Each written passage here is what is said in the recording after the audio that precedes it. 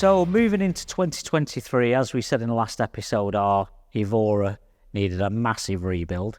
The plan was to bring the Mosler out originally, but with the COVID and a knock-on effect still, I know it was later, but it did have a big knock-on effect, especially still out in America. And we'd ordered the new engine, as we all know. Yeah. That was still being built. We're waiting for the engine to come over, which is going to put us a bit back in the season anyway.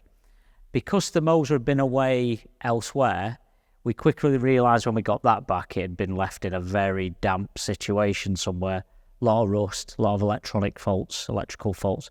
So we decided really to put that on the back burner, wait for some parts for the Evora, which meant we're now without a car. And of course, the most important part of going racing is to take the students with us and get the students at the racetrack. From there, we formed a relationship, because of the Mosler really, with Mosler UK and the Short brothers, who were coming to drive for us this year, for at least a few events anyway, till our cars could be ready.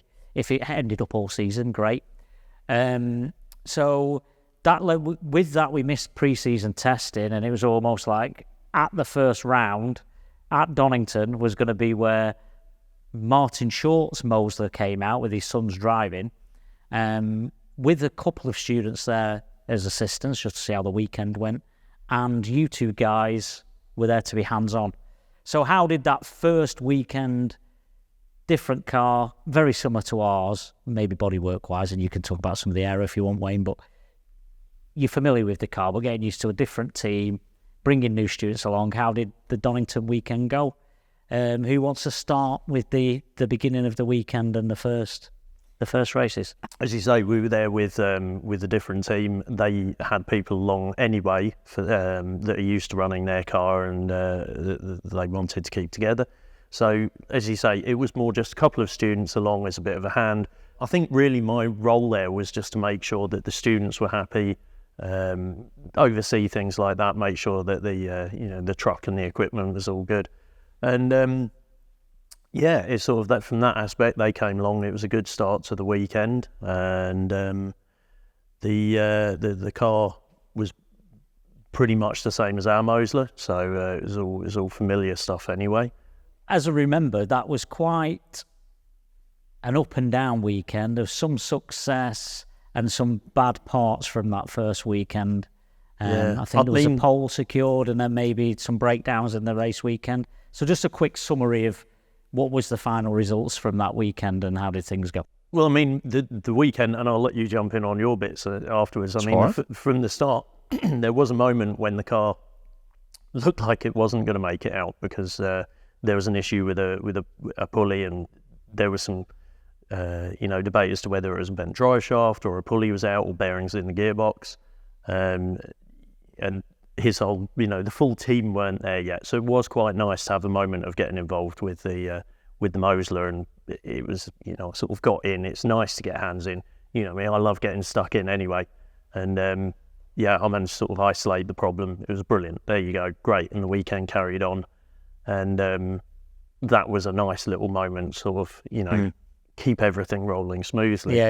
And then the students turned up shortly after that. And they started getting involved more. As I say, that was where I could take a bit of a back seat. And then, obviously, Wayne, you came along anyway for the actual race day and the main event, because that was on the test day. So that's why I thought we'll get the test day out. So race day. And I think you got a pole position. Was it pole position from the off? There was a class pole position, I believe, if I remember rightly. Back we are going back a little bit now.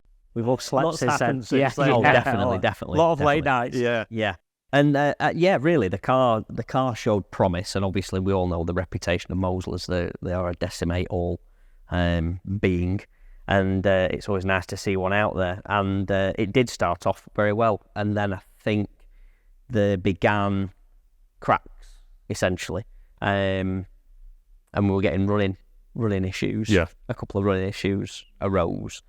And to cut a long story short, that turned into a slightly bigger problem of the plug wires breaking down. I believe so. There was a bit of time over the back of the engine trying to diagnose where the issue were. It actually ended up with you and me, Ed, darting back to base to ransack our spares Okay. Being the conduits.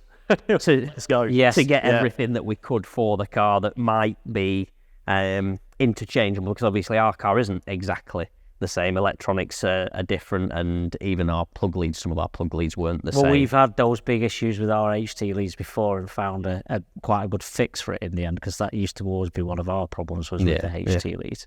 But I think in the end, was the one race finish of the 4 that weekend, which started promising. Unfortunately, and again, that car had been brought out. Really, it had been mothballed for a while, and again, thanks to the shorts for bringing that out, and it showed promise. Now, moving on from there, then I think the season then really started to take off with Brands Hatch, which you were at, Wayne, and it was a really, really successful weekend, a fantastic weekend at Brands Hatch. Yeah, it was. It was the absolute longest drive I've ever had to do in my life on my own. There were some pit stops along the way there for me as well. But the race weekend itself, Brands Hatch, every time I've been to Brands Hatch, the weather has been amazing, and it was scorching. And the car ran really well. I think the only, and it was a shame, issue, there was an overtaking under yellow.